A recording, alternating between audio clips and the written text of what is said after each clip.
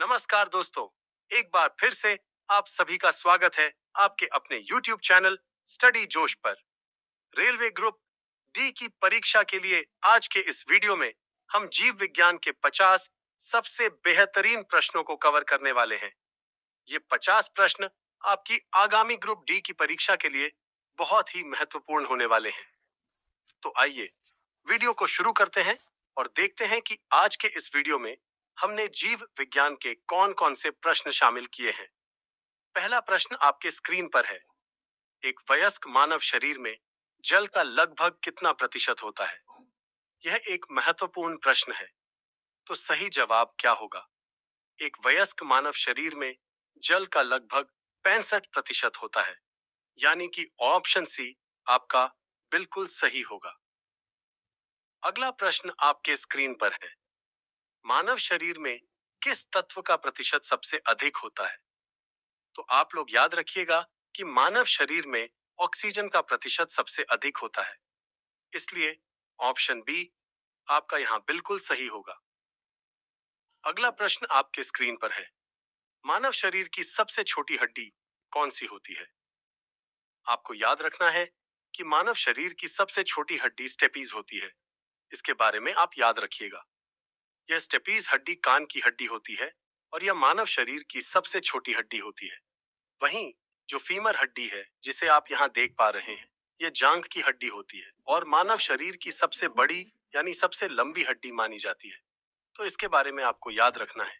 मानव शरीर की सबसे छोटी हड्डी कान की होती है, जिसे हम स्टेपीज के नाम से जानते हैं, और सबसे बड़ी हड्डी फीमर होती है, जो जांघ की होती है।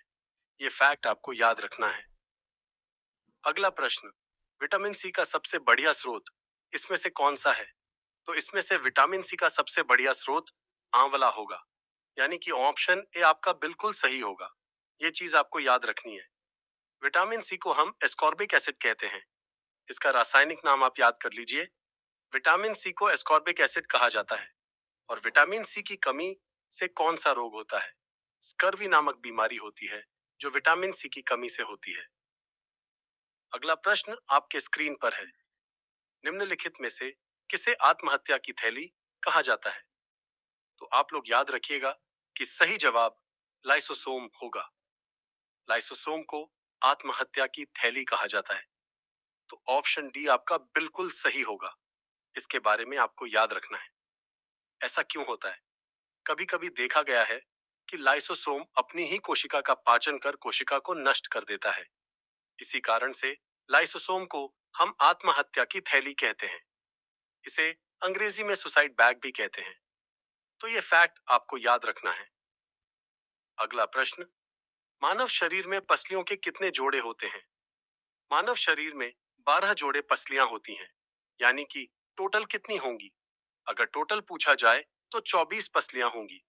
अगर जोड़े पूछे जाएं तो सही जवाब 12 जोड़े होंगे। तो ये फैक्ट आपको याद रखना है। अगला प्रश्न आपके स्क्रीन पर है। हीमोफीलिया रोग से ग्रस्त व्यक्ति में निम्न में से क्या देखने को मिलता है? आप लोग याद रखिएगा कि हीमोफीलिया से ग्रस्त व्यक्ति के शरीर में रक्त का थक्का नहीं जम पाता, यानी कि ब्लड क्लॉटिंग नहीं हो पाती है, जिस कारण से चोट लगने पर उसका खून बहना बंद नहीं होता। तो ये फैक्ट आपको याद रखना है। साथ ही हीमोफीलिया एक वंशानुगत बीमारी है। यह चीज भी आपको याद रखनी है। हीमोफीलिया को वंशानुगत बीमारी के अंतर्गत रखा गया है और वर्ल्ड हीमोफीलिया डे प्रतिवर्ष 17 अप्रैल को मनाया जाता है। अगला प्रश्न, शैल क्रिया में ऑर्थोप्लास्टी का मतलब क्या होता है?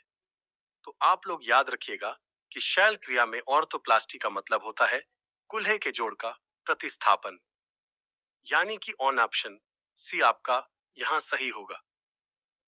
अगला प्रश्न आपके स्क्रीन पर है। पृथ्वी पर सबसे पुराना जीव कौन सा है? पृथ्वी पर सबसे पुराना जीव नील हरित शैवाल होगा। ऑप्शन ए आपका सही होगा। अगला प्रश्न, विटिकल्चर के द्वारा निम्नलिखित में से कौन सा उत्पादित किया जाता है? आप लोग याद रखिएगा कि विटिकल्चर के अंतर्गत अंगूर की खेती की जाती है, यानी कि ग्रेप्स की खेती विटिकल्चर के अंतर्गत होती है। 11वां प्रश्न आपके स्क्रीन पर है। मानव शरीर में पाचन का अधिकांश भाग किस अंग में संपन्न होता है? यह एक महत्वपूर्ण और एग्जाम ओरिएंटेड प्रश्न है। मानव शरीर में पाचन का अधिकांश भाग छोटी आंत में संपन्न होता है, तो ये चीज आपको याद रखनी है। सही जवाब छोटी आंत यानी ऑप्शन सी होगा। अगला प्रश्न, ऊंट का कुबड़ किसका बना होता है? आपको याद रखना है कि ऊंट का कुबड़ वसा का बना होता है, तो ऑप्शन ए आपका यहां सही होगा।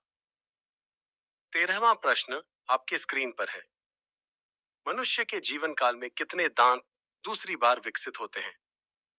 आपको याद रखना है कि 20 दांत दूसरी बार विकसित होते हैं। सही जवाब ऑप्शन सी होगा। अगला प्रश्न, निम्नलिखित में से किसे कोशिका का यातायात प्रबंधक कहा जाता है? सही जवाब गोल्जी काय होगा।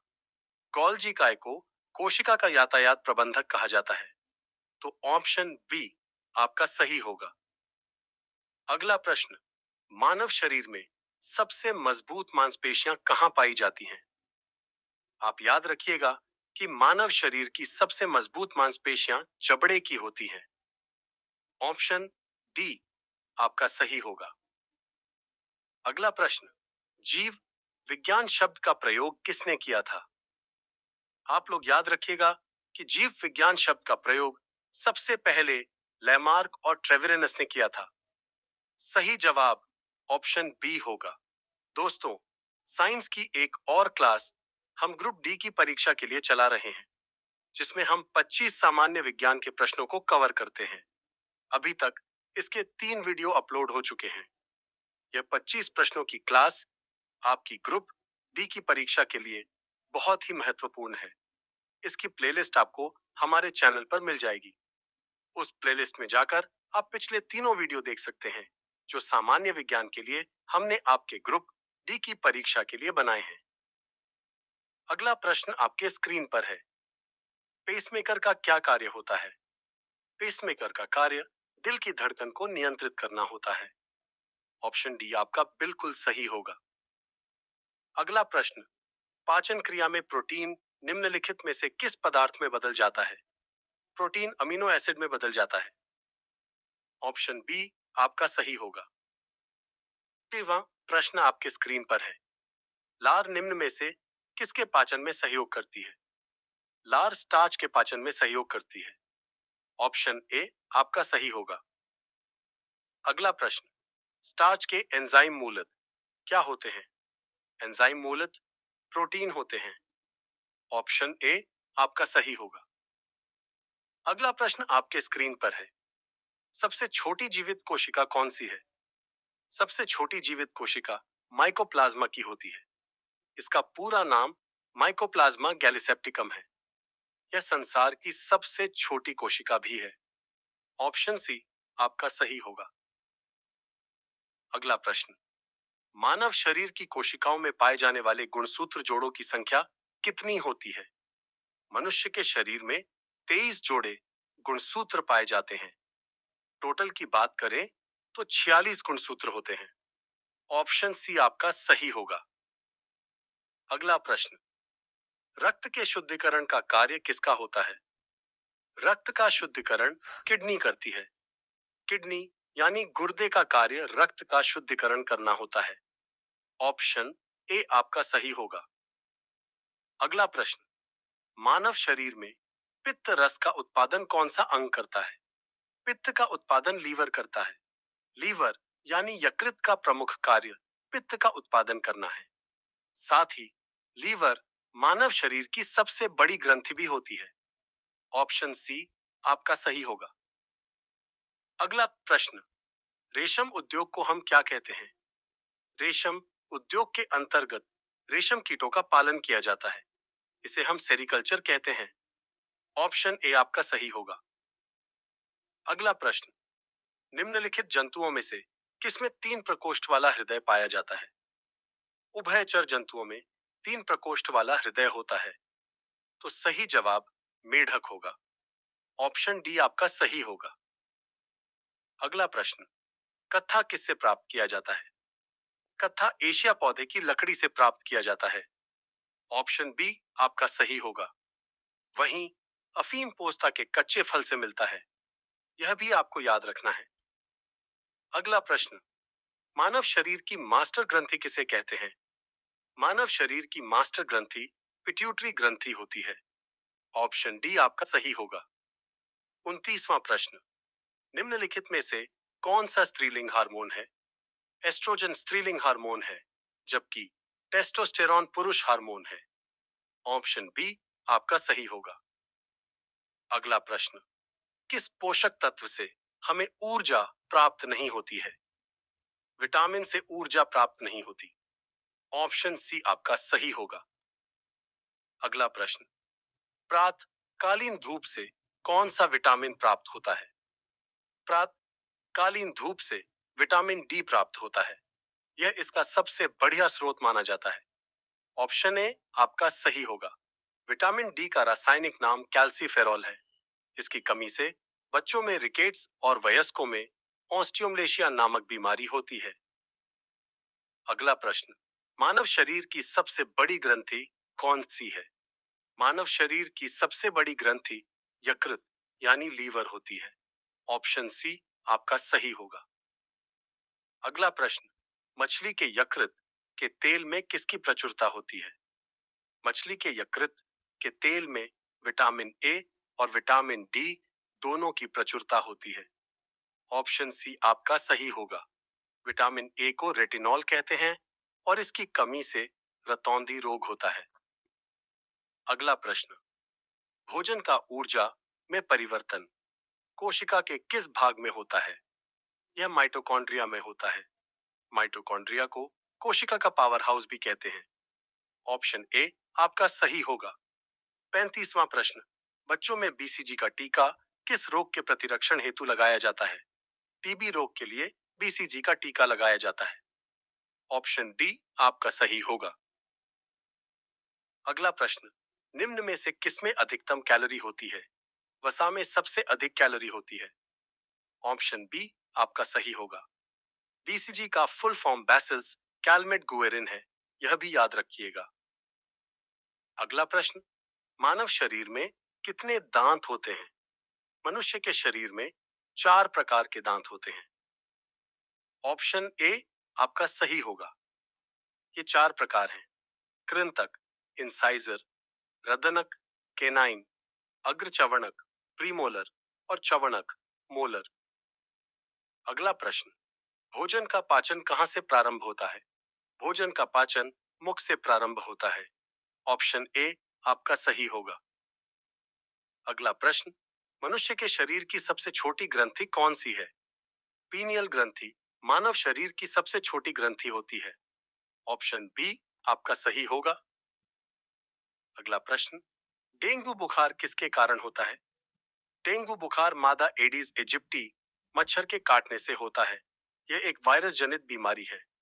ऑप्शन ए आपका सही होगा। अगला प्रश्न, राइबोसोम निम्नलिखित में से किसके लिए कार्यस्थल है? राइबोसोम प्रोटीन संश्लेषण के लिए कार्यस्थल होता है।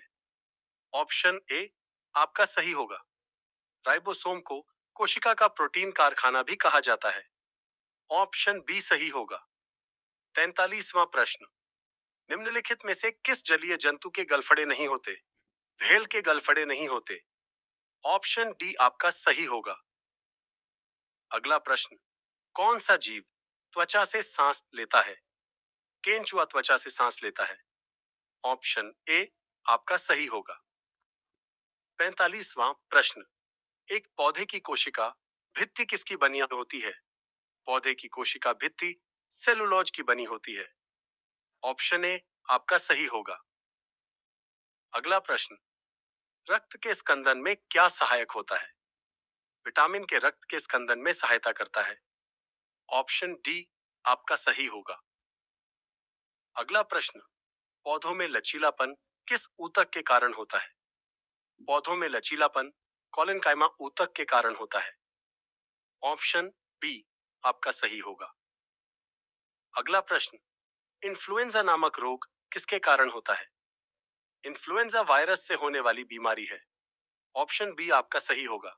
वायरस से होने वाली अन्य बीमारियां हैं रेबीज, दाद, चेचक, ट्रैकोमा, खसरा, polio, dengue, chikungunya, encephalitis, AIDS, hepatitis and Ebola.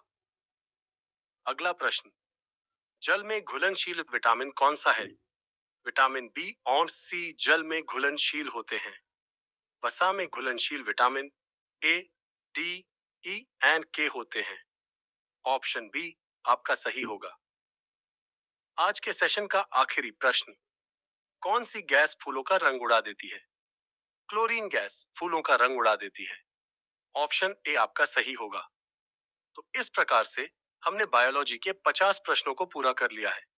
आपके ग्रुप डी की परीक्षा के लिए इसी तरह के प्रश्न आपको आगे मिलते रहेंगे, तो हमारे इस चैनल को आप जरूर फॉलो कर लीजिएगा।